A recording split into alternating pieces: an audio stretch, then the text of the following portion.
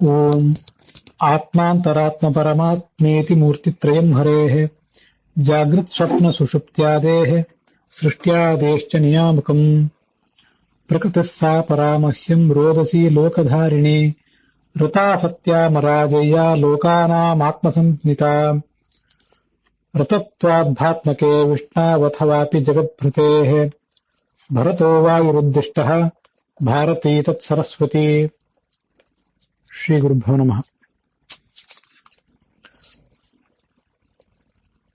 ಮಹಾಭಾರತ ಪ್ರವಚನ ಸರಣಿಯಲ್ಲಿ ಇವತ್ತು ನಾವು ನೋಡ್ತಾ ಇರುವಂಥದ್ದು 1237ನೇ ಭಾಗ, ಅನುಶಾಸನ ಪರ್ವದ 170ನೇ ಭಾಗ. ಅದರಲ್ಲಿ ನಾವಿವತ್ತು ನೋಡಬೇಕಾಗಿರುವಂಥದ್ದು ವಾವಿಲ್ಯ ರಾಮಸ್ವಾಮಿ ಶಾಸ್ತ್ರಿಗಳ ಪಾಠದಲ್ಲಿ 114ನೇದ್ದು, ಟಿ ಆರ್ ಕೃಷ್ಣಾಚಾರ್ಯರ ಪಾಠದಲ್ಲಿ 207ನೇದ್ದು, ವೈಷ್ಣವ ಪಾಠದಲ್ಲಿ 194ನೇದ್ದು, ಮತ್ತೆ ಗೀತಾ ಪ್ರೆಸ್ಸಿನ ಪಾಠದಲ್ಲಿ 141ನೇ ಅಧ್ಯಾಯ ಮುಂದುವರೆದಿದೆ. ಅದರ 13ನೇ ಶ್ಲೋಕದಿಂದ ಆರಂಭಿಸಿ ಮುಂದಿನ ಕಥಾಭಾಗವನ್ನು ನೋಡಬೇಕಾಗಿದೆ. ಸ್ವಸ್ಥಸ್ತು ಸಾಂ ಅಶೇಷ ಸನ್ಮಂಗಲಾನಿ ಭವಂತು. ಮಹಾಭಾರತಸ್ಯ ಅನುಶಾಸನ ಪರ್ವಣಿ ಯಃ ಉಮಾ ಮಹೇಶ್ವರಯೋಃ मध्ये ಸಂವಾದः ಪ್ರಾವರ್ತತ, ತತ್ರ ಉಮಾದೇವಿ ಪರಮೇಶ್ವರಸ್ಯ ಚತುರ್ಮುಖತ್ವಂ, ತ್ರಿನಯನತ್ವಂ, ಪಿನಾಕಧಾರಿತ್ವಂ, ಶ್ರೀಕಂಠತ್ವಂ ಇತ್ಯಾದೀನಿ ಲಕ್ಷಣಾನಿ ಕಥಂ ಪ್ರಾಪ್ತಾನಿ ಇತಿ ಪ್ರಶ್ನಾನ್ ಅಪ್ರಾಕ್ಷೇತ್. ತಾನ್ ಸರ್ವಾನ್ ಪ್ರಶ್ನಾನ್ ವ್ಯಾಕುರ್ವನ್ ಪರಶಿವಃ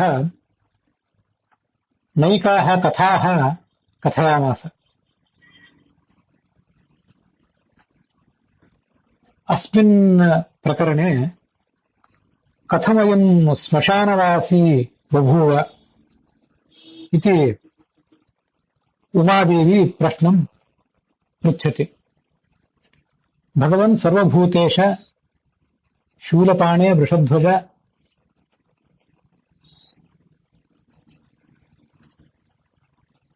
ಅಸ್ಮಿನ್ ಲೋಕೆ ರಮ್ಯಾಣಿ ಬಹುರೂಪಾಣಿ ಅನೇಕಾನಿ ನಿವಾಸಸ್ಥಾನಾನಿ ವರ್ತಂತೆ. ತಾನಿ ಸರ್ವಾಣಿ ಪರಿತ್ಯಜ್ಯ ಭಗವಾನ್ ಸ್ಮಶಾನೆ ಏವ ರಮಸೆ ಕಿಮತ್ರ ಕಾರಣಂ. ಸ್ಮಶಾನಂ ತು ಕೇಶೈಃ ಅಸ್ಥಿಭಿಃ ಸಂಪೂರ್ಣಂ ಭಯಂಕರಂ, ಕಪಾಲೈಃ ಭಗ್ನೈಃ ಘಟೈಃ ಆಕೀರ್ಣಂ ವರ್ತತೆ. ತತ್ರ ಏವ ಸ್ಮಶಾನೆ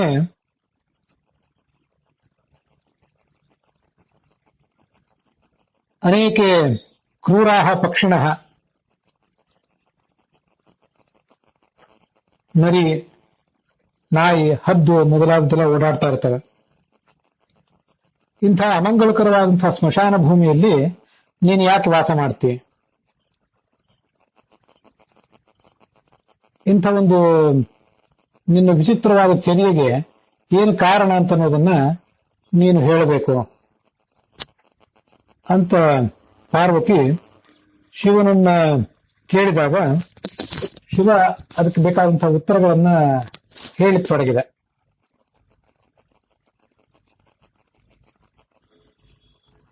ದೇವಿ ಸಮಾಧಾನ ಚಿತ್ತಳಾಗಿ ಕೇಳು. ಹಿಂದೆ ನಾನು ವಾಸ ಮಾಡಲಿಕ್ಕೆ ಶುದ್ಧವಾದಂತಹ ಜಾಗ ಯಾವುದಿದೆ ಅಂತನ್ನೋದನ್ನ ನಾನು ಅನೇಕ ಕಡೆ ಸಂಚರಿಸಿ ಹುಡುಕಿದೆ. ಆ ಸಂದರ್ಭದಲ್ಲಿ ಯಾವುದೇ ಒಂದು ಯೋಗ್ಯವಾದಂತಹ ಜಾಗ ನನಗೆ ಕಾಣಲಿಲ್ಲ.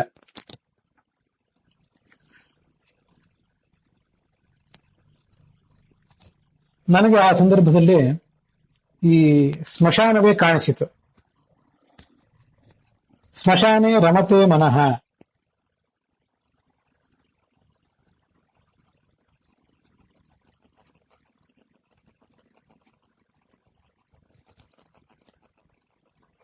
ಆಲದ ಮರದ ರೆಂಬೆಗಳು ಎಲ್ಲ ಕಡೆ ಅಲ್ಲಿ ಹರಡಿ ಹೋಗಿರ್ತವೆ. ನನ್ನ ಭೂತಗಣಗಳೆಲ್ಲ ಇಲ್ಲೇ ವಾಸ ಮಾಡ್ತವೆ.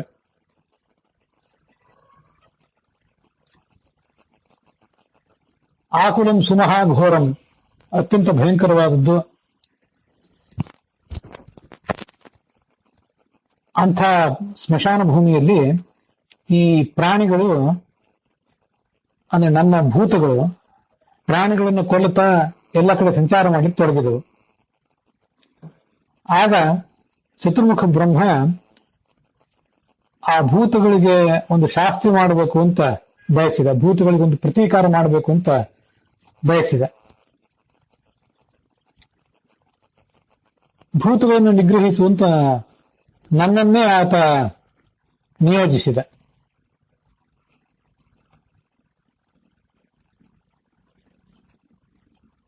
ನಾನು ಈ ಜಗತ್ತಿನ ಮೇಲೆ ಒಂದು ಅನುಕಂಪೆಯಿಂದ ತಚ್ಚ ಪ್ರಾಣಿದಯಾರ್ಥಂತೂ ಮಯಾಪ್ಯನುಮತಂ ಪ್ರಿಯೆ, ಶಿವ ಕೊಟ್ಟಂತಹ ಕಾರ್ಯವನ್ನ ನಾನು ಸ್ವೀಕರಿಸಿದೆ.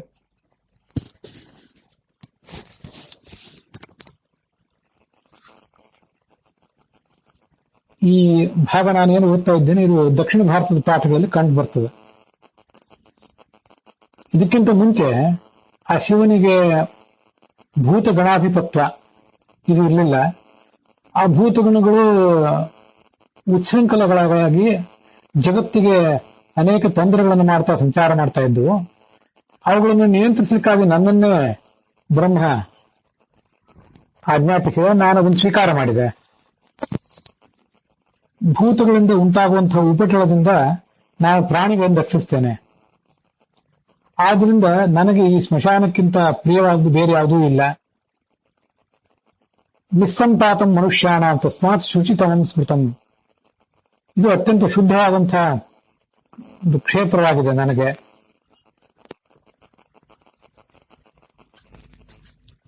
ನಿಂತುಕೊಂಡು ವಿಂಹನ್ನಿ ಪ್ರಿಯೇ ಭಯಂ, ಜಗತ್ತಿನ ಭಯವನ್ನೆಲ್ಲ ನಾನು ಪರಿಹರಿಸ್ತೇನೆ.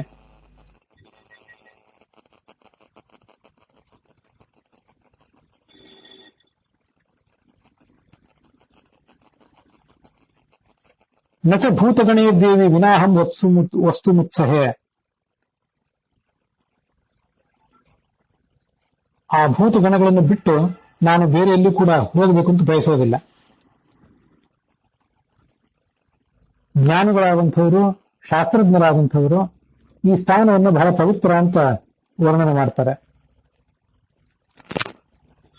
ಮೋಕ್ಷ ಸಾಧಕರಾದವರು, ವ್ರತನಿಷ್ಠರಾದವರೆಲ್ಲ ಈ ಪ್ರದೇಶವನ್ನ ಸೇವಿಸ್ತಾರೆ.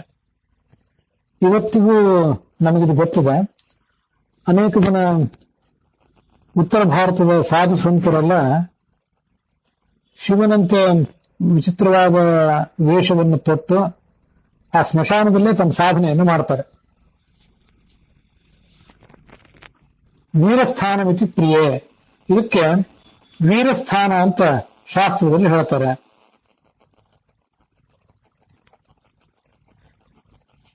ಇವೆಲ್ಲ ದಕ್ಷಿಣ ಭಾರತದ ಪಾಠದಲ್ಲಿ ಕಾಣಿಸುವಂತ ಶ್ಲೋಕಗಳು. ಮಧ್ಯಾಹ್ನ, ಸಂಧ್ಯಾಕಾಲ ಇಂಥ ಕಾಲಗಳಲ್ಲಿ ದೀರ್ಘಕಾಲ ಬದುಕಲಿಕ್ಕೆ ಬಯಸುವಂಥ ಯಾರು ಕೂಡ ಅಲ್ಲಿಗೆ ಹೋಗಬಾರದು. ಆಯುಷ್ಕಾಮೈಹಿ ಅಶುದ್ಧ ಇರುವ, ಸ್ವತಃ ತಾವು ಅಶುದ್ಧರಾದವರು ಕೂಡ ಅಲ್ಲಿಗೆ ಹೋಗಬಾರದು. ಅಲ್ಲಿಗೆ ಹೋದ್ರೆ ಹಾನಿಗೆ ಒಳಗಾಗ್ತಾರೆ. ನನ್ನನ್ನು ಬಿಟ್ಟು ಬೇರೆ ಯಾರು ಈ ಭೂತಗಳ ಬಾಧೆಯನ್ನ ಪರಿಹರಿಸಲಾರ. ನನ್ನ ಆದೇಶದಂತೆ ಭೂತಗಳು ಇಲ್ಲಿ ಯಾರನ್ನು ಕೊಲ್ಲುವುದೂ ಇಲ್ಲ. ನಿನಗಿದನ್ನು ಹೇಳಿದ್ದೇನೆ, ಮತ್ತೇನು ಕೇಳಬೇಕು ಅಂತ ನೀನು ಅಪೇಕ್ಷೆ ಪಡ್ತೀನಿ.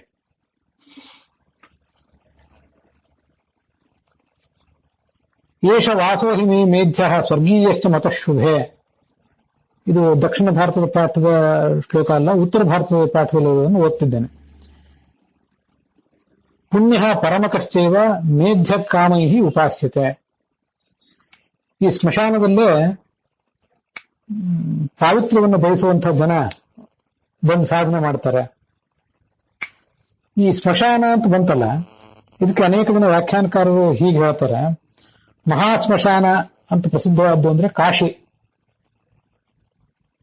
ಯಾಕೆ ಸ್ಮಶಾನದಲ್ಲಿದ್ದಿ ಅಂತಂದ್ರೆ, ಹೆಣಗಳನ್ನು ಸುಡುವಂತಹ ಸ್ಮಶಾನದಲ್ಲಿ ಮಾತ್ರ ಇದ್ದಾನೆ ಶಿವ ಅಂತ ಅರ್ಥ ಅಲ್ಲ, ಎಲ್ಲ ಕಡೆ ಇದ್ದಾನೆ.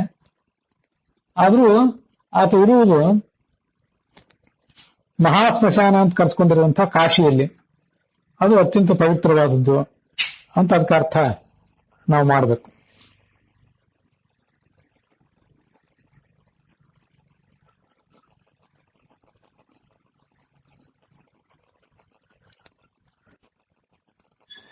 ಮುಂದೆ ನೀನೇನು ಪ್ರಶ್ನವನ್ನು ಕೇಳಬೇಕು ಅಂತ ಅಪೇಕ್ಷೆ ಪಡುತ್ತೆ ಅಂತ ಶಿವ ಕೇಳಿದಾಗ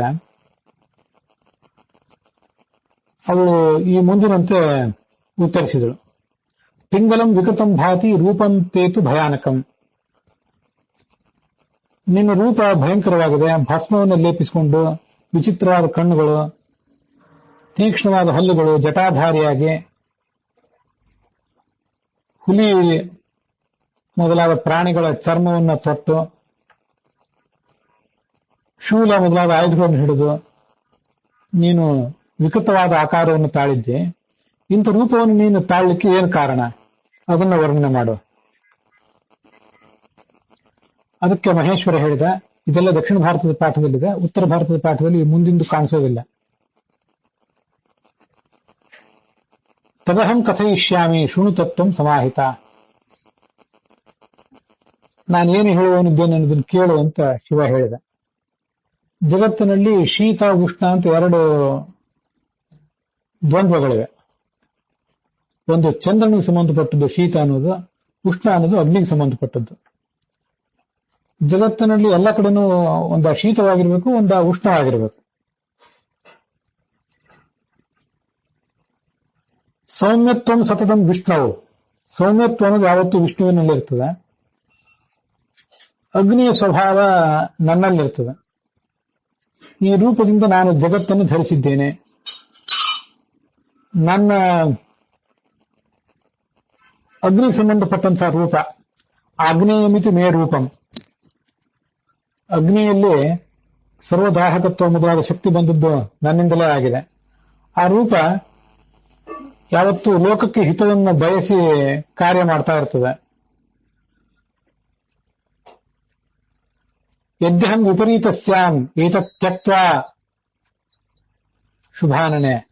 ನನ್ನ ಈ ಕಾರ್ಯವನ್ನು ಬಿಟ್ಟು ಅಗ್ನಿ ಏನು ಕಾರ್ಯವನ್ನು ಮಾಡ್ತದಲ್ಲ, ಜಗತ್ತಿಗೆ ತಾಪ ಕೊಡುವುದು, ಬೆಳಕು ಕೊಡುವುದು ಮೊದಲಾದ ಕಾರ್ಯಗಳು, ಅದನ್ನ ಒಂದು ವೇಳೆ ನಾನು ಮಾಡದೆ ಹೋದ್ರೆ ಜಗತ್ತೆಲ್ಲ ಅಸ್ತವ್ಯಸ್ತವಾಗಿತ್ತು. ಜಗತ್ತಿನ ವ್ಯವಸ್ಥೆ ಎಲ್ಲ ಬುಡ ಮೇಲಾಗಿಬಿಟ್ಟಿತ್ತು.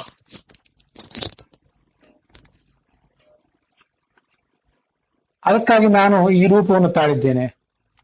ನೀನು ಮತ್ತೇನನ್ನು ಕೇಳಬೇಕು ಅಂತ ಅಪೇಕ್ಷೆ ಪಡ್ತೇವೆ, ಅದನ್ನು ಹೇಳು.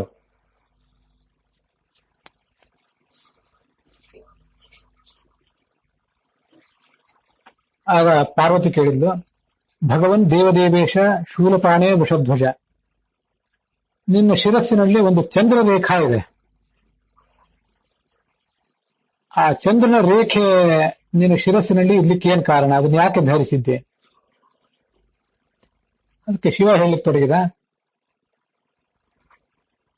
ಹಿಂದೆ ದಕ್ಷಿಣ ಯಜ್ಞವನ್ನ ನಾನು ನಾಶಪಡಿಸಿದ್ದೆ. ಆವಾಗ ನನ್ನ ಜೊತೆ ಭೂತ ಸಮೂಹಗಳೆಲ್ಲ ಬಂದಿದ್ದವು.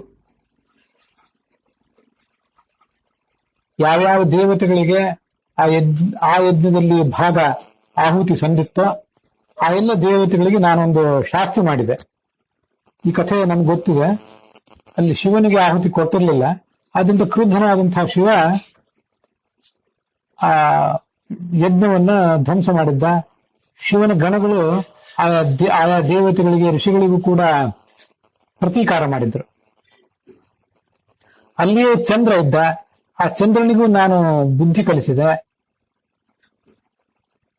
ಪಶ್ಚಿಂಶ್ಚ ಅನಪರಾಧಿ ಸನ್ ಪದಾಂಗುಷ್ಠೇನ ತಾಡಿತಃ. ಅವನದೇನು ತಪ್ಪಿರ್ಲಿಲ್ಲ. ಆದ್ರೆ ಅವನನ್ನು ಕೂಡ ನಾನು ನನ್ನ ಪಾದದ ಅಂಗುಷ್ಟದಿಂದ ಒದ್ದೆ. ಇಷ್ಟೆಲ್ಲ ಆದ್ರೂ ಕೂಡ ಆತ ನನ್ನನ್ನ ಬಂದು ಪ್ರಸನ್ನನಾಗುವಂತ ಕೇಳ್ಕೊಂಡ. ನನಗಾಗ ಮನಸ್ಸಿಗೆ ಖೇದ ಅನಿಸಿತು. ಆ ಚಂದ್ರನಿಗೊಂದು ಮನ್ನಣೆ ಕೊಡ್ಲಿಕ್ಕಾಗಿ ನಾನು ಅವನನ್ನು ತಲೆಯಲ್ಲಿ ಧರಿಸಿದ್ದೇನೆ. ಏವಮ್ಮೆ ಪಾಪಹಾನಿಸ್ತು ಭವೇದಿತಿ ಮತಿರ್ಮಮ. ಈ ತರ ಮಾಡಿದ್ರಿಂದ ಆ ಶಿವನಿಗೆ, ಆ ಚಂದ್ರನಿಗೆ ನಾನೇನು ತೊಂದರೆ ಕೊಟ್ಟಿದ್ದೆ, ಆ ಪಾಪ ಪರಿಹಾರ ಆದೀತು ಅಂತ ನನ್ನ ಆಲೋಚನೆ.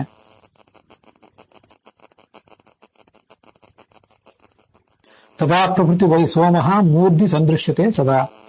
ಆವತ್ತಿನಿಂದಲೂ ಈ ಚಂದ್ರ ಯಾವತ್ತು ನನ್ನ ಶಿರಸ್ಸಿನಲ್ಲಿ ಇರ್ತಾನೆ.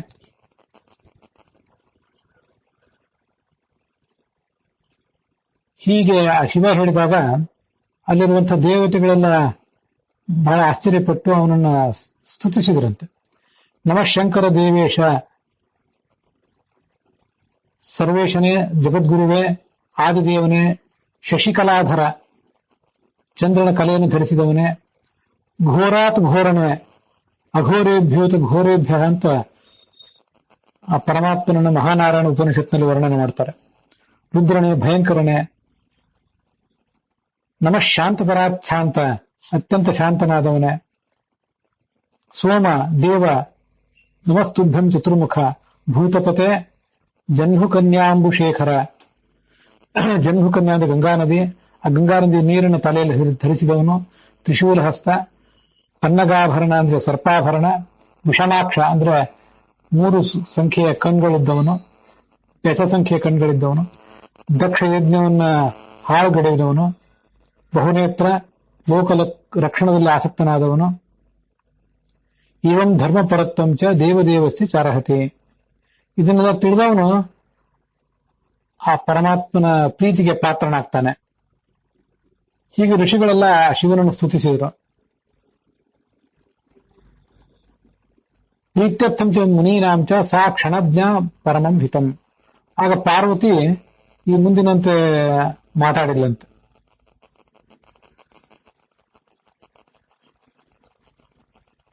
ಸರ್ವಲೋಕ ನಮಸ್ಕೃತ ನೀನು, ದೇವದೇವೇಶ, ಋಷಿಗಳಿಗೆ ಮತ್ತೆ ನನಗೂ ಪ್ರಿಯವಾಗಬೇಕು.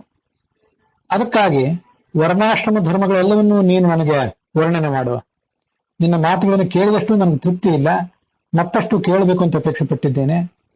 ನಾನು ನಿನ್ನ ಸಹಧರ್ಮಿಣಿ, ನಿನ್ನ ಭಕ್ತಳು. ಇದನ್ನ ಗಮನದಲ್ಲಿಟ್ಟುಕೋ, ಜಗತ್ತಿನ ಹಿತವನ್ನೂ ಬಯಸು, ಧರ್ಮವನ್ನು ಉಪದೇಶಿಸು ಅಂತ ಪಾರ್ವತಿ ಕೇಳಿದ್ಲು. ಆಗ ಆ ಶಿವ ಆ ಧರ್ಮಗಳನ್ನ ಉಪದೇಶಿಸಲಿಕ್ಕೆ ತೊಡಗಿದ. ಇಲ್ಲಿಂದ ಮುಂದೆ ಉತ್ತರ ಭಾರತದ ಪಾಠವು ಕೂಡ ಈ ಧರ್ಮದ ಕುರಿತಾಗಿಯೇ ಒಂದಷ್ಟು ಜಿಜ್ಞಾಸೆಯನ್ನು ಮಾಡ್ತದೆ. ಆ ಶಿವ ಚಂದ್ರನನ್ನು ತಲೆಯ ಮೇಲೆ ಧರಿಸಿದಂತಹ ಕಥೆ ಉತ್ತರ ಭಾರತದ ಪಾಠದಲ್ಲಿ ಕಾಣಿಸುವುದಿಲ್ಲ.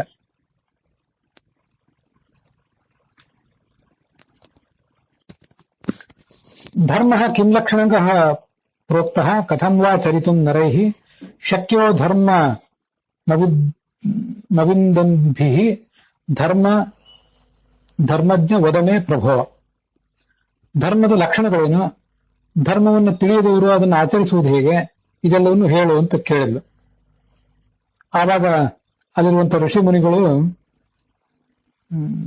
ಅನೇಕ ಮಂತ್ರಗಳಿಂದ ಶಿವಪಾರ್ವತಿಯರನ್ನು ಸ್ತುತಿಸಿದರು. ಮುಂದೆ ಮಹೇಶ್ವರ ಪಾರ್ವತಿಗೆ ಉತ್ತರಿಸಲಿಕ್ಕೆ ತೊಡಗಿದ. ಏನು ಉತ್ತರಿಸಿದ ಅಂತ ಅನ್ನೋದನ್ನ ದಕ್ಷಿಣ ಭಾರತದ ಪಾಠದಲ್ಲಿ ಈಗ ನೋಡೋಣ. ಬ್ರಾಹ್ಮಣ, ಕ್ಷತ್ರಿಯ, ವೈಶ್ಯ, ಶೂದ್ರ ಅಂತ 4 ವಿಧವಾದ ವರ್ಣಗಳಿವೆ. ಅವರಿಗೆ ಉಚಿತವಾದಂತಹ ಕಾರ್ಯಗಳನ್ನು ಕೂಡ ಶಾಸ್ತ್ರದಲ್ಲಿ ವರ್ಣನೆ ಮಾಡಿದ್ದಾರೆ. ಒಂದೇ ವರ್ಣ ಇದ್ರೆ ಜಗತ್ತು ಉಳಿಯಲಿಕ್ಕಿಲ್ಲ. ಆದ್ರಿಂದ 4 ವರ್ಣಗಳನ್ನು ದೇವತೆಗಳು ಸೃಷ್ಟಿಸಿದ್ದಾರೆ, ದೇವತೆಗಳು ವ್ಯವಸ್ಥೆ ಮಾಡಿದ್ದಾರೆ. ಪರಮಾತ್ಮನ ಮುಖದಿಂದ ಬ್ರಾಹ್ಮಣರು ಜನಿಸಿದ್ರು. ಆದ್ರಿಂದ ಅವರು ಮಾತಿಗೆ ಸಂಬಂಧಪಟ್ಟಂತಹ ಎಲ್ಲಾ ಕಾರ್ಯಗಳಲ್ಲೂ ಕೂಡ ಶಾಸ್ತ್ರದ ಪ್ರವಚನ, ಪೌರೋಹಿತ್ಯ ಮೊದಲಾದ ಎಲ್ಲಾ ಕಾರ್ಯಗಳಲ್ಲೂ ಅವರು ನಿಷ್ಠರಾಗಿರ್ತಾರೆ. ಬಾಹುಗಳಿಂದ ಹುಟ್ಟಿದಂತಹ ಕ್ಷತ್ರಿಯರು ಬಾಹುಬಲಾನ್ವಿತರಾಗಿರ್ತಾರೆ. ವೈಶ್ಯರು ಹೊಟ್ಟೆಯಿಂದ ಹುಟ್ಟಿರ್ತಾರೆ. ಆದ್ರಿಂದ ಆ ಹೊಟ್ಟೆಗೆ ಸಂಬಂಧಪಟ್ಟಂತ ಹೊಟ್ಟೆ ನಡಿಬೇಕಾದ್ರೆ, ಜೀವನ ನಡಿಬೇಕಾದ್ರೆ ಮನುಷ್ಯ ಏನೇನು ವೃತ್ತಿಗಳನ್ನು ಮಾಡಬೇಕು, ಅದಕ್ಕೆ ಬೇಕಾದಂತಹ ಎಲ್ಲ ಸಂಪತ್ತನ್ನು ಜಗತ್ತಿನಲ್ಲಿ ಹುಟ್ಟಿಸುವಂಥವರು, ಸಮಾಜಕ್ಕೆ ಬೇಕಾದ ಸಂಪತ್ತನ್ನು ಕೊಡುವಂಥವರು ವೈಶ್ಯರು. ಪಾದಗಳಿಂದ ಹುಟ್ಟಿದಂಥವರು ಶೂದ್ರರು. ಸಂಚರಿಸಿ ಮಾಡಬೇಕಾದ ಎಲ್ಲಾ ಕಾರ್ಯಗಳನ್ನು ಕೂಡ ಅವರು ಆ ಸಂಚಾರ, ಪರಿಚರ್ಯ ಇತ್ಯಾದಿಗಳನ್ನು ಮಾಡ್ತಾರೆ. ವಿಪ್ರಾಕೃತ ಭೂಮಿ ದೇವಾಹ, ಬ್ರಾಹ್ಮಣರಿಗೆ ಭೂದೇವತೆಗಳು ಅಂತ ಕರೀತಾರೆ, ಭೂಮಿಯ ಮೇಲಿನ ದೇವತೆಗಳು. ಅವರನ್ನು ಯಾವತ್ತೂ ಕೂಡ ಅವಮಾನಿಸಬಾರದು.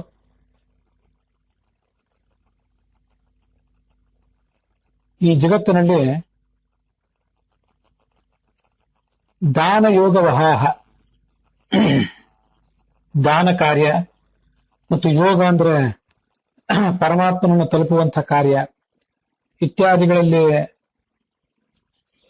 ತೊಡಗಿರುವಂತಹ ಬ್ರಾಹ್ಮಣರು ಇಳಿದೇ ಹೋದ್ರೆ ಜಗತ್ತೆಲ್ಲವೂ ಅಸ್ತವ್ಯಸ್ತ ಆಗಿ ಹೋಗ್ತಿತ್ತು.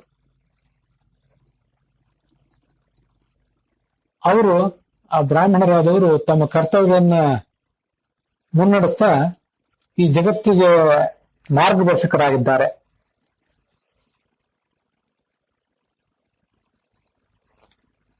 ವಾಸ್ತವಿಕವಾದ ಬ್ರಾಹ್ಮಣತ್ವ, ನಿಜವಾದ ಅರ್ಥದ ಬ್ರಾಹ್ಮಣತ್ವ ಅನ್ನೋದು ಬಹಳ ದುರ್ಲಭವಾದದ್ದು. ಅಬುಧೋವ ದರಿದ್ರೋವ ಪೂಜನೀಯ ಸದೈವ ಸಹ. ವಿದ್ಯಾವಂತನಲ್ಲದೆ ಹೋದ್ರು, ದರಿದ್ರನಾದ್ರೂ ಅವನಿಗೆ ಗೌರವ ಸಲ್ಲಿಸಬೇಕು. ಬ್ರಾಹ್ಮಣ್ಯ ಅಂತ ಅನ್ನೋದು ಆ ಥರ ಮಹತ್ವದ್ದು. ಅಜ್ಞಾನಿಯಾದ್ರೂ, ಓದದೆ ಹೋದ್ರೂ ಕೂಡ ಆತನನ್ನು ಗೌರವಿಸಬೇಕು ಅಂತ ಹೇಳುವ ಮಾತೇನಿದೆ, ಸೀಮಿತ ಅರ್ಥದಲ್ಲಿ ನಾವು ತಗೊಳ್ಬೇಕಾದಂತಹ ಮಾತು. ಅವರ ಅವಮಾನ ಯಾರಾದ್ರೂ ಮಾಡಿದರೆ, ಅವರಿಗೆ ಕೆಟ್ಟ ಮಾತುಗಳನ್ನು ಆಡಿದರೆ, ಹೊಡೆದರೆ, ಧನ ಅಪಹರಿಸಿದರೆ, ಅವರಿಂದ ನೀಚ ಕರ್ಮಗಳನ್ನು ಮಾಡಿಸಿದರೆ, ಕಾರವೇ ಹೀನ ಕರ್ಮಾಣಿ, ನೀಚ ಕರ್ಮಗಳನ್ನು ಮಾಡುವ ಒತ್ತಡವನ್ನು ಅವರ ಮೇಲೆ ತಂದರೆ ಅದೆಲ್ಲ ಭಗವಂತನಿಗಾದ ಅವಮಾನದಂತೆ. ನನ್ನನ್ನೇ ಹೊಡೆದಂತೆ, ನನ್ನ ಧನವನ್ನು ಅಪಹರಿಸಿದಂತೆ, ನನ್ನನ್ನೇ ನಿಂದಿಸಿದಂತೆ. ಅವರ ಕರ್ತವ್ಯಗಳೇನು? ಸ್ವಾಧ್ಯಾಯ ಅಂದ್ರೆ ತಾವು ಓದುವುದು, ಯಜನ ಅಂದ್ರೆ ತಾವು ಹೋಮ ಮಾಡುವುದು, ಇನ್ನೊಬ್ಬರಿಗೆ ದಾನ ಕೊಡುವುದು, ಇದು ಅವರ ಕರ್ತವ್ಯಗಳು. ಸತ್ಯ, ಶಾಂತಿ, ತಪಸ್ಸು ಇದನ್ನು ಆತ ನಿತ್ಯ ಪಾಲಿಸಬೇಕು. ತಾನು ಓದುವುದು ಅತ್ಯಂತ ಕಡ್ಡಾಯ. ಓದಿದ್ದನ್ನು ಮತ್ತೊಬ್ಬರಿಗೆ ಹೇಳಬೇಕು. ತಾನು ಓದುವುದು ಮತ್ತೆ ಇನ್ನೊಬ್ಬರಿಗೆ ಹೇಳುವುದು ಅನ್ನೋದು ದ್ವಂದ್ವ ಕಾರ್ಯಗಳು. ತಾನು ಹೋಮ ಮಾಡಲೇಬೇಕು, ಪ್ರಸಂಗ ಬಂದಾಗ ಇನ್ನೊಬ್ಬರಿಗೆ ಹೋಮ ಮಾಡಿಸ್ಬೇಕು. ಇದು ಯಜನ ಮತ್ತು ಯಾಜನ ಅನ್ನೋದು ದ್ವಂದ್ವ ಕಾರ್ಯಗಳು. ತಾನು ದಾನ ಮಾಡಲೇಬೇಕು, ಪ್ರಸಂಗಾನುಸಾರ ಇನ್ನೊಬ್ಬರಿಂದ ದಾನವನ್ನು ಕೂಡ ಸ್ವೀಕರಿಸಬೇಕು. ಹೀಗೆ ದಾನ ಮತ್ತು ಪ್ರತಿಗ್ರಹಗಳು ಕೂಡ ದ್ವಂದ್ವ ಕಾರ್ಯಗಳು. ವಿಕ್ರಯೋ ರಸಧಾನ್ಯಾನಾಂ, ಬ್ರಾಹ್ಮಣ ತನ್ನ ಕಾರ್ಯದಲ್ಲಿ ಯಾವತ್ತು ತೊಡಗಿರ್ಬೇಕೇ ಹೊರತು ಸಿಹಿ, ಕಹಿ ಮೊದಲಾದ ರಸಗಳನ್ನು ಮಾರುವುದು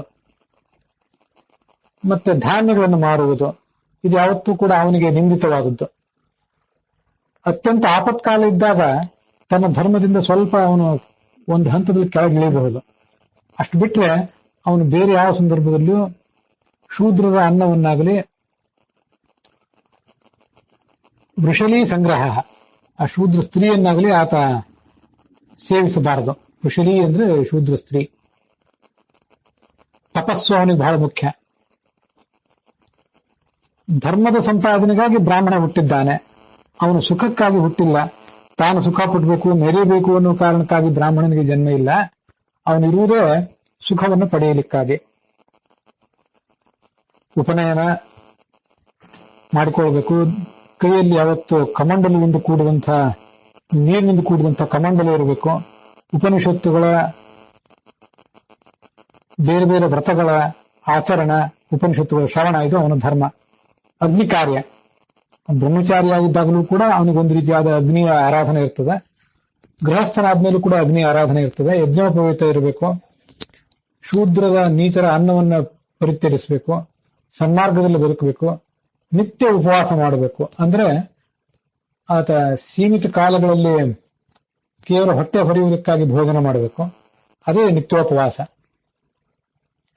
ಇವೆಲ್ಲ ಅವನ ಧರ್ಮಗಳು. ಅಮೃತಾನ್ನ ಭೋಜನ, ಅತಿಥಿಗಳಿಗೆಲ್ಲ ಬಡಿಸಿ ದೇವತೆಗಳಿಗೆಲ್ಲ ಬಲಿ ಆಹಾರ ನಿವೇದನೆ ಇತ್ಯಾದಿಗಳನ್ನು ಕೊಟ್ಟು ತಾನೇನು ಭೋಜನ ಮಾಡ್ತಾನೆ ಅದು ಆತನ ಅಮೃತದ ಭೋಜನಕ್ಕೆ ಸಮಾನ, ಅಮೃತವನ್ನೇ ತಿಂದಂತೆ.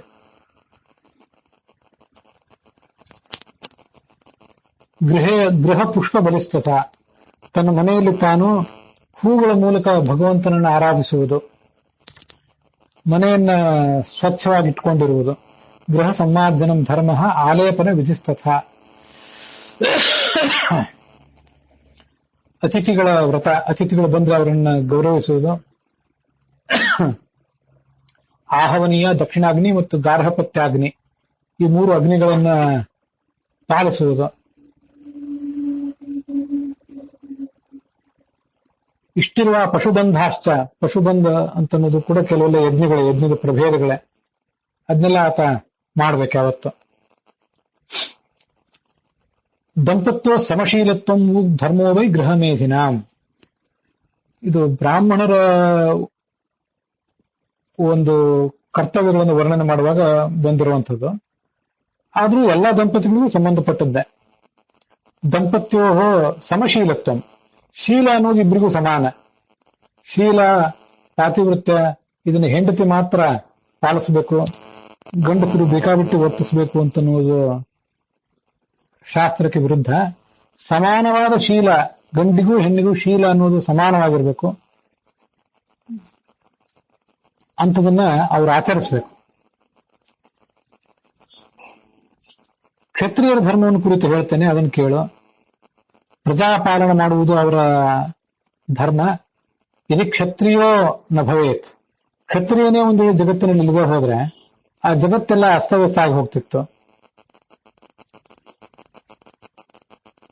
ರಕ್ಷಣಾತ್ ಕ್ಷತ್ರಿಯರೇವ ಜಗದ್ಭವತಿ ಶಾಶ್ವತಂ, ಈ ಕ್ಷತ್ರಿಯರು ಜಗತ್ತಿನ ರಕ್ಷಣೆಯಲ್ಲಿ ತೊಡಗಿರ್ತಾರೆ, ಆದ್ರಿಂದ ಜಗತ್ತು ಸ್ಥಿರವಾಗಿ ನಿಂತಿರ್ತದೆ.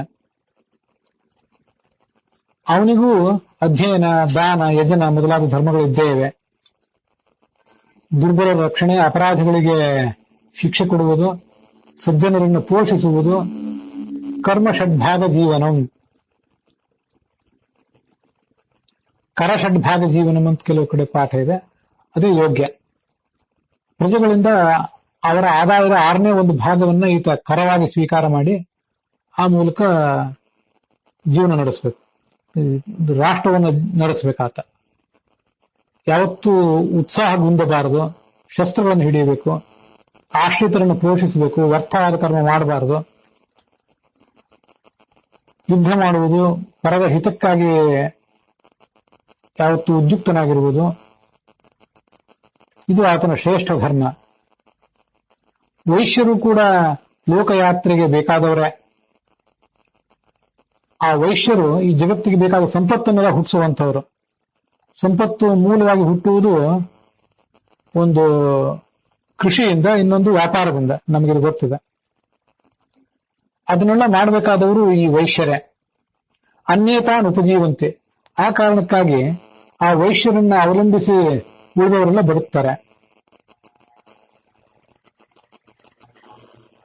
ವೈಶ್ಯರೇ ಇಲ್ಲದೆ ಹೋದ್ರೆ ಈ ಜಗತ್ತೆಲ್ಲ ಅಸ್ತವ್ಯಸ್ತ ಆಗ್ತಿತ್ತು.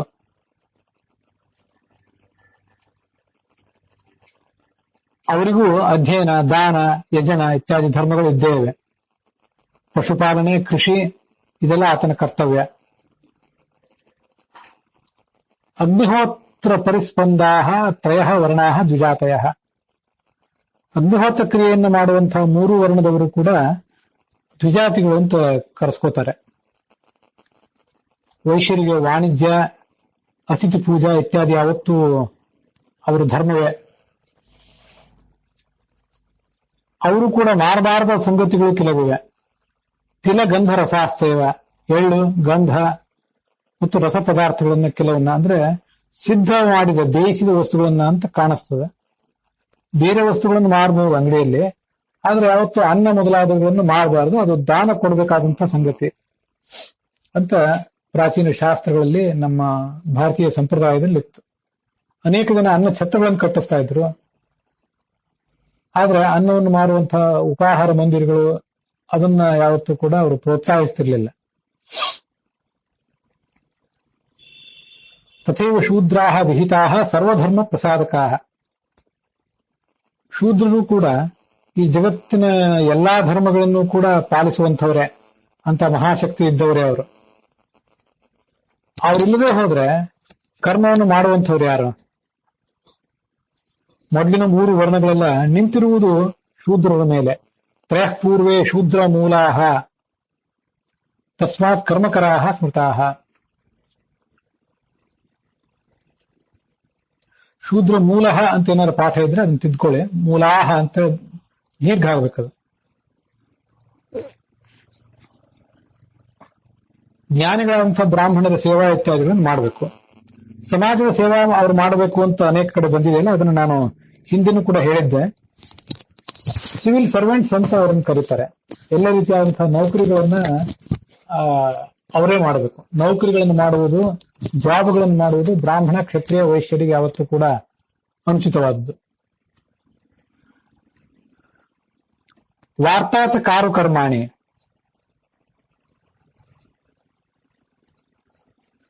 ವ್ಯಾಪಾರ ಇದನ್ನು ಕೂಡ ಅವನು ಪ್ರಸಂಗಾನುಸಾರವಾಗಿ ಮಾಡಬಹುದು. ಕಮ್ಮಾರ ಮೊದಲಾದವರ ಕೆಲಸ, ಕುಶಲಕರ್ಮ, ನಾಟ್ಯ, ಅಹಿಂಸಾ ಧರ್ಮ, ಇವು ಎಲ್ಲವೂ ಕೂಡ ಶೂದ್ರರ ಕರ್ಮವೇ. ಇದನ್ನು ಗಮನಿಸಬೇಕು. ಇದು ತಾತ್ಪರ್ಯ ನಿರ್ಣಯದಲ್ಲಿ 22ನೇ ಅಧ್ಯಾಯದ ಸುಮಾರು ಧರ್ಮರಾಜ ಮತ್ತೆ ಭೀಮಸೇನ ಅವರ ನಡುವೆ ನಡೆಯುವಂತಹ ಒಂದು ಸಂವಾದ. ಮಹಾಭಾರತದಲ್ಲಿ ಮೂಲ ವನಪರ್ವದಲ್ಲಿ ಏನು ಕಥಾ ಇದೆ ಅದರ ಕಥೆಯನ್ನು ನಿರ್ಣಯಿಸುವಂತಹ ಭಾಗ ಅದು. ಅಲ್ಲಿ ಮತ್ತೆ ಶಾಂತಿ ಪರ್ವದ ಭಾಗವನ್ನು ನಿರ್ಣಯಿಸುವಂತಹ ತಾತ್ಪರ್ಯ ನಿರ್ಣಯ ಭಾಗದಲ್ಲಿ ಅಲ್ಲೆಲ್ಲ ಈ 4 ವರ್ಣಗಳ ಕರ್ತವ್ಯಗಳ ಬಗ್ಗೆ ಬರ್ತವೆ. ವಾರ್ತಾಚ ಕಾರು ಕರ್ಮಾಣಿ. ಕೇವಲ ಇನ್ನೊಬ್ಬರ ಮನೆಯ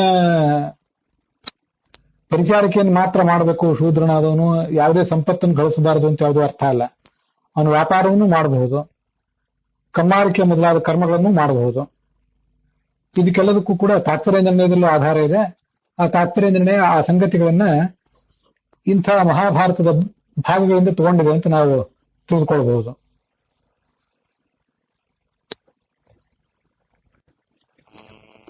ತಾತ್ಪರ್ಯ ನಿರ್ಣಯದ 22ನೇ ಅಧ್ಯಾಯದಲ್ಲಿ 90ನೇ ಶ್ಲೋಕದ ಬಳಿಕ ಈ ಎಲ್ಲ ಕರ್ತವ್ಯಗಳ ವರ್ಣನೆ ಮಾಡ್ತಾರೆ.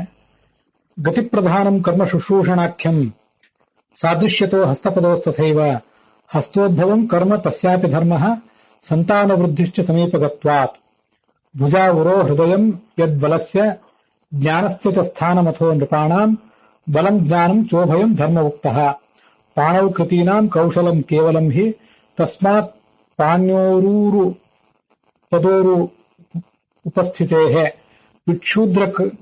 ವಿಚ್ಛೂದ್ರಕೌ ಕರ್ಮಣಾಂ ಕೌಶಲೇತೌ. ಕೈಗಳಿಗೆ ಮತ್ತು ಕಾಲಗಳಿಗೆ ಸಾಮೀಪ್ಯ ಸಾದೃಶ್ಯ ಇರೋದ್ರಿಂದ ಯುದ್ಧ, ಕೃಷಿ, ವಾಣಿಜ್ಯ ಇವು ಶೂದ್ರನಿಗೂ ವಿಹಿತವೇ. ಅವನು ಅದನ್ನು ಮಾಡಬಹುದು. ಕೇವಲ ವೈಶ್ಯ ಮಾತ್ರ ಅದನ್ನು ಮಾಡಬೇಕು ಅಂತಲ್ಲ, ಶೂದ್ರನೂ ಮಾಡಬಹುದು. ಮತ್ತೆ ಕರ್ಮ ಕೌಶಲ ಇತ್ಯಾದಿ ಯಾವುದಿದೆ ಅದನ್ನು ಕೂಡ, ಆ ಕರ್ಮಗಳನ್ನು ಕೂಡ ಆತ ಮಾಡಬಹುದು. ಕರ್ಮ ಕೌಶಲ ಉಳ್ಳವರಾಗಿರ್ಬೇಕು. ವಿಚ್ಛೂದ್ರಕವು ಕರ್ಮಣಾಂ ಕೌಶಲೇತವು. ಹೀಗೆ ಶೂದ್ರರು ಕೂಡ ಧನಪ್ರಾಪ್ತಿಗೆ ಕಾರಣವಾದಂತಹ ಅನೇಕ ಕರ್ಮಗಳನ್ನ ಮಾಡಬಹುದು ಅಂತ ಶಾಸ್ತ್ರದಲ್ಲಿ ವರ್ಣನೆ ಮಾಡಿದ್ದಾರೆ.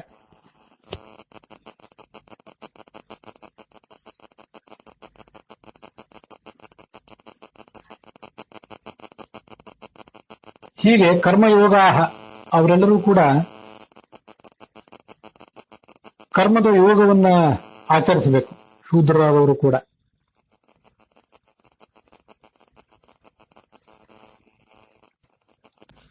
ಕರ್ಮಯೋಗ ಅಂತ ಅಲ್ಲಿದೆ ಮೂಲ ಶ್ಲೋಕದಲ್ಲಿ, 37ನೇ ಶ್ಲೋಕದಲ್ಲಿ. ಅದನ್ನು ಕರ್ಮಯೋನಿ ಅಂತ ಅನುವಾದಿಸಿದ್ದಾರೆ. ಅದು ಸರಿಯಲ್ಲ. ಕರ್ಮಯೋಗವುಳ್ಳವರು ಆ ರೀತಿಯಾಗಿ ಅದನ್ನ ಹೊಂದಿಸ್ಕೋಬೇಕು. ನಿನಗೆ ಈ ವಿಷಯಗಳನ್ನು ವರ್ಣಿಸಿದ್ದೇನೆ, ಮತ್ತೆ ಯಾವ ವಿಷಯಗಳನ್ನು ನೀನು ಕೇಳಬೇಕು ಅಂತ ಅಪೇಕ್ಷೆ ಪಡ್ತೀವಿ. ಅದಕ್ಕೆ ಅವಳು ಹೇಳಿದ್ಲು, ಆಷ್ಟಮಿಗಳು ಬ್ರಹ್ಮಚರ್ಯ, ಗೃಹಸ್ಥ ಮೊದಲಾದ ಆಶ್ರಮಿಗಳು ಯಾವ ಕಾರ್ಯಗಳನ್ನು ಮಾಡಬೇಕು ಅದನ್ನು ಹೇಳು. ಅದಕ್ಕೆ ಶಿವ ಉತ್ತರ ಹೇಳಲಿಕ್ಕೆ ತೊಡಗಿದೆ. ಅದಕ್ಕಿಂತ ಪೂರ್ವಭಾವಿಯಾಗಿ ನಾವೀಗ ನೋಡಿದ್ದು ದಕ್ಷಿಣ ಭಾರತದ ಪಾಠದಲ್ಲಿ ಆಯಿತು. ಉತ್ತರ ಭಾರತದ ಪಾಠದಲ್ಲಿ ಈ ವರ್ಣಧರ್ಮಗಳ ಕುರಿತಾಗಿ ಏನು ವರ್ಣನೆ ಇದೆ ಅಂತ ಅನ್ನೋದನ್ನು ನೋಡೋಣ. ಅಹಿಂಸಾ ಸತ್ಯವಚನಂ ಸರ್ವಭೂತಾನುಕಂಪನಂ ಶಮೋದಾನಂ ಯಥಾಶಕ್ತಿ ಗಾರ್ಹಸ್ಥ್ಯೋ ಧರ್ಮ ಉತ್ತಮ. ಯಾವ ಪ್ರಾಣಿಗಳಿಗೂ ಹಿಂಸೆ ಕೊಡದೇ ಇರುವುದು, ಶ್ರಮ, ದಾನ, ಯಥಾಶಕ್ತಿ ದಾನ ಮಾಡುವುದು, ಗೃಹಸ್ಥ ಧರ್ಮ, ಇದೆಲ್ಲವನ್ನು ಕೂಡ ಆಚರಿಸಬೇಕು. ಇನ್ನೊಬ್ಬ ಸ್ತ್ರೀಯನ್ನ ಹೆರವರ ಸ್ತ್ರೀಯನ್ನ ಮುಟ್ಟದಿರುವುದು, ಇನ್ನೊಬ್ಬರು ಯಾವುದೇ ವಸ್ತುವನ್ನ ನ್ಯಾಸವಾಗಿ ಕೊಟ್ಟಿದ್ದರೆ ಅದನ್ನ ಕಾಪಾಡುವುದು, ಮದ್ಯ ಮಾಂಸವನ್ನು ಪರಿತ್ಯಾಗ ಮಾಡುವುದು, ಇದೆಲ್ಲ ಧರ್ಮಗಳೇ. ಬ್ರಾಹ್ಮಣ, ಕ್ಷತ್ರಿಯ ಇತ್ಯಾದಿಗಳಿಗೆ ಏನು ವಿಶೇಷ ವರ್ಣ ಇದೆ, ವಿಶೇಷ ಧರ್ಮ ಇದೆ, ಅದನ್ನು ಹೇಳು. ಆಗ ಮಹೇಶ್ವರ ಹೇಳಿದ, ಭೂಮಿದೇವಾಹ ಲೋಕ ಮಹಾಭಾಗಾಹ ಸದಾ ಲೋಕೆ ದ್ವಿಜಾತಯಃ.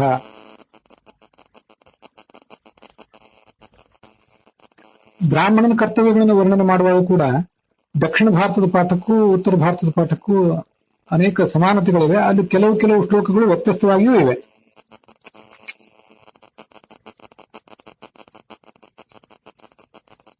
ರಹಸ್ಯ ಶ್ರವಣಂ ಧರ್ಮ, ಧರ್ಮದ ರಹಸ್ಯವನ್ನ ಗುರುಗಳ ಮೂಲಕ ಬ್ರಾಹ್ಮಣ ಶ್ರವಣ ಮಾಡಬೇಕು. ಭೀಕ್ಷತಿರ್ಯ, ತಾನು ಬ್ರಹ್ಮಚಾರಿಯಾಗಿದ್ದಾಗ ಭಿಕ್ಷಾಟನೆ ಮಾಡಬೇಕು. ಬ್ರಹ್ಮಚರ್ಯದ ಅವಧಿ ಮುಗಿದ ಬಳಿಕ ಗುರುನಾಚ ಅಭ್ಯನುಜ್ಞಾತ, ಗುರುಗಳ ಅಪ್ಪಣೆಯನ್ನು ಪಡ್ಕೊಂಡು ಸಮಾವರ್ತನ ಮಾಡಿಕೊಳ್ಳಬೇಕು. ಸಮಾವರ್ತನ ಮಾಡುವುದು ಅಂದ್ರೆ ಬ್ರಹ್ಮಚರ್ಯಾಶ್ರಮವನ್ನು ಬಿಟ್ಟು ಮುಂದೆ ಹೋಗುವುದು. ಅದಾದ ಬಳಿಕ ಅನುರೂಪವಾದಂತಹ ಪತ್ನಿಯನ್ನ ಸ್ವೀಕರಿಸಬೇಕು. ಸತ್ಪುರುಷರ ಮಾರ್ಗದಲ್ಲಿ ಬದುಕಬೇಕು. ಯುಕ್ತ ಆಹಾರ ವಿಹಾರ ಉಳ್ಳವನಾಗಿರಬೇಕು. ಅಗ್ನಿಹೋತ್ರಾದಿಗಳನ್ನ ನಡೆಸಬೇಕು. ವಿಘಸಾಶಿ, ಎಲ್ಲರೂ ವಿಘಸಾಶಿ ಅಂದ್ರೆ ಎಲ್ಲರ ಭೃತ್ಯಾದಿಗಳ ಭೋಜನ ಆದ ಬಳಿಕ ತಾನು ಭೋಜನ ಮಾಡಬೇಕು. ಅದು ಆತನ ಕರ್ತವ್ಯ. ಪರಿಶುದ್ಧನಾಗಿರಬೇಕು. ಅತಿಥಿ ಸತ್ಕಾರ ಇತ್ಯಾದಿಗಳನ್ನು ಮಾಡಬೇಕು. ಭುಕ್ತೇ ಪರಿಜನೆ ಪಶ್ಚಾತ್ ಭೋಜನಂ ಧರ್ಮ,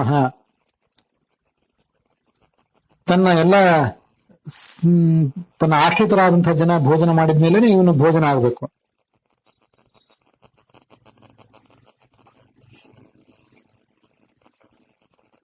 ಮನೆ ಯಾವತ್ತೂ ಸ್ವಚ್ಛವಾಗಿರಬೇಕು. ಅದು ಬ್ರಾಹ್ಮಣ ಆ ಮನೆಯನ್ನು ಹಾಗೆ ಇಟ್ಕೊಳ್ಳುವುದು ಅವನ ಕರ್ತವ್ಯ. ಸ್ವಚ್ಛವಾದ ಮನೆಯಲ್ಲಿ ತುಪ್ಪದ ಆಹುತಿ ಇತ್ಯಾದಿಗಳ ಗಂಧ ಯಾವತ್ತೂ ಸುತ್ತಮುತ್ತಲು ಪ್ರಸರಿಸಿರಬೇಕು. ಮುಂದೆ ಕ್ಷತ್ರಿಯನ ಧರ್ಮಗಳ ವರ್ಣನೆ ಕೂಡ ಉತ್ತರ ಭಾರತದ ಪಾಠದಲ್ಲಿ ಕಾಣಿಸ್ತದೆ. ದಕ್ಷಿಣ ಭಾರತದಲ್ಲಿ ಬರದೇ ಇರುವಂತಹ ಒಂದೆರಡು ಅಂಶಗಳಿಲ್ಲಿವೆ. ಆದರೆ ಹಿಂದಿನ ಅಲ್ಲಿ ನೋಡಿರುವಂಥದ್ದೇ ಆತನ ಕರ್ತವ್ಯಗಳನ್ನು, ಕ್ಷತ್ರಿಯನ ಕರ್ತವ್ಯಗಳನ್ನು ಹಿಂದೆ ಏನು ವರ್ಣನೆ ಮಾಡಿದ್ದಾರೆ ಅವನ್ನೇ ಇಲ್ಲಿಯೂ ಕೂಡ ಹೇಳಿದ್ದಾರೆ. ಅದರಿಂದ ಮತ್ತೊಮ್ಮೆ ನಾವು ಅವರಿಗೆ ಅದನ್ನೆಲ್ಲ ಶ್ಲೋಕದ ರೂಪದಲ್ಲಿ ಅಥವಾ ಪ್ರತಿಯೊಂದು ಪದದ ರೂಪದಲ್ಲಿ ಅದನ್ನು ವರ್ಣಿಸಬೇಕಾದ, ಶ್ರವಣ ಮಾಡಬೇಕಾದ ಅಗತ್ಯ ಏನೂ ಇಲ್ಲ.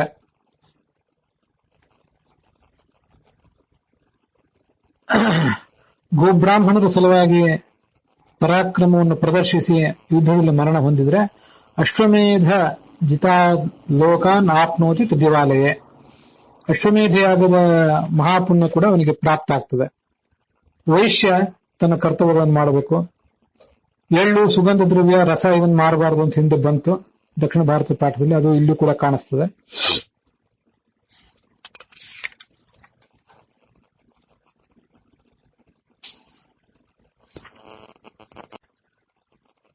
ಶೂದ್ರನು ಕೂಡ ತನ್ನ ಎಲ್ಲ ರೀತಿಯಾದ ಧರ್ಮಗಳನ್ನ ಆಚರಿಸಬೇಕು. ಆ ಮೂಲಕ ತಾನೇನು ಅಪೇಕ್ಷೆಗಳನ್ನ ಹೊಂದಿದ್ದಾನೆ ಆ ಎಲ್ಲ ಅಪೇಕ್ಷೆಗಳನ್ನ ಶೂದ್ರನು ಕೂಡ ಈಡೇರಿಸಿಕೊಳ್ತಾನೆ. ಮುಂದೆ ಅದನ್ನೆಲ್ಲ ಕೇಳಿ ಎಲ್ಲಾ ವರ್ಣಗಳಿಗೂ ಸಮಾನವಾದ ಧರ್ಮಗಳನ್ನ ಹೇಳಿದೆ. ಎಲ್ಲ ವರ್ಣಗಳಿಗೂ ಪ್ರತ್ಯೇಕವಾಗಿರುವ ಧರ್ಮಗಳನ್ನು ವರ್ಣನೆ ಮಾಡಿದೆ. ಅವರೆಲ್ಲರಿಗೂ ಸಮಾನವಾದಂತಹ ಧರ್ಮಗಳನ್ನ ಒಂದಿಷ್ಟು ವರ್ಣನೆ ಮಾಡು, ಅದನ್ನು ಕೇಳಬೇಕು ಅಂತ ಅಪೇಕ್ಷೆ ಪಡ್ತೇನೆ ಅಂತ ಪಾರ್ವತಿ ಕೇಳಿದ್ಲು. ಅದಕ್ಕೆ ತಕ್ಕಂತೆ ಶಿವ ಈ ಮುಂದಿನಂತೆ ಹೇಳಿದ. ಬ್ರಾಹ್ಮಣೇಶು ಹಿ ಯೋ ಧರ್ಮ ಸಧರ್ಮ ಪರಮೋಮತಃ. ಸರಿಯಾದ ರೀತಿಯಲ್ಲಿ ಶಾಸ್ತ್ರಾಧ್ಯಯನ ಮಾಡಿದ ಬ್ರಾಹ್ಮಣರಲ್ಲಿ ಯಾವ ಧರ್ಮ ಇರ್ತದೋ ಅದೊಂದು ಶ್ರೇಷ್ಠವಾದಂತಹ ಧರ್ಮ. ಅದು ವೇದೋಕ್ತವಾದ ಧರ್ಮ. ವೇದೋಕ್ತ ಪರಮೋ ಧರ್ಮ. ಶ್ರುತಿ ಮತ್ತು ಸ್ಮೃತಿಗಳಲ್ಲಿ ವರ್ಣನೆ ಮಾಡಿದ್ದಂತೂ ಧರ್ಮ ಎರಡು ತರ ಇದೆ. ಅಪೌರುಷೇಯವಾದದ್ದು ವೇದ ಭಾಗ, ಅದರಲ್ಲಿ ಪ್ರತಿಪಾದನೆ ಮಾಡಿದ್ದು ಮೊದಲನೇದ್ದು. ಪೌರುಷೇಯವಾದ ಗ್ರಂಥಗಳಲ್ಲಿ ಸ್ಮೃತಿ ಪುರಾಣಗಳಲ್ಲಿ ಪ್ರತಿಪಾದನೆ ಮಾಡಲ್ಪಟ್ಟಂಥದ್ದು ಎರಡನೇದ್ದು. ಮೂರನೇದು ಯಾವುದು ಅಂದ್ರೆ ಶಿಷ್ಟಾಚೀರ್ಣ ಅಪರಹ. ಜ್ಞಾನಿಗಳಾದಂತಹ ಶಿಷ್ಟರು ಆಚರಿಸಿದಂಥದ್ದು ಮೂರನೇ ಧರ್ಮ. ಇವೆಲ್ಲವೂ ಕೂಡ ಸಮಾನವಾದ ಧರ್ಮಗಳೇ.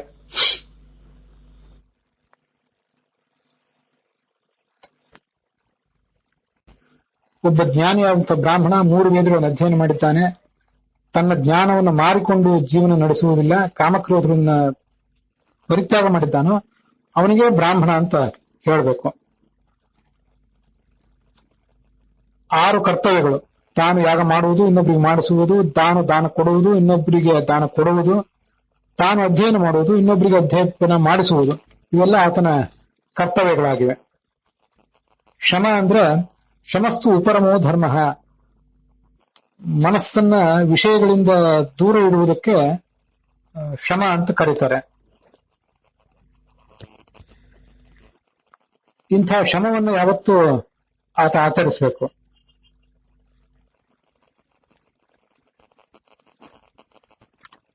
ಉತ್ತರ ಭಾರತದ ಪಾಠದಲ್ಲಿ ಬಂದಂತಹ ಭಾಗಗಳನ್ನು ನೋಡ್ತಾ ಇದ್ದೇವೆ. ಮುಂದೆ ಉತ್ತರ ಭಾರತದ ಪಾಠದಲ್ಲಿಯೂ ಮತ್ತು ದಕ್ಷಿಣ ಭಾರತದ ಪಾಠದಲ್ಲಿಯೂ ಕೂಡ ಗೃಹಸ್ಥರ ಕೆಲವು ಕರ್ತವ್ಯಗಳನ್ನ ವರ್ಣನೆ ಮಾಡ್ತಾರೆ. ಅದನ್ನ ನಾಳೆ ದಿವಸ ಶ್ರವಣ ಮಾಡೋಣ. ಇಲ್ಲಿಗೆ ಇವತ್ತಿನ ಈ ಭಾಗ ಸಮಾಪ್ತವಾಗಿದೆ.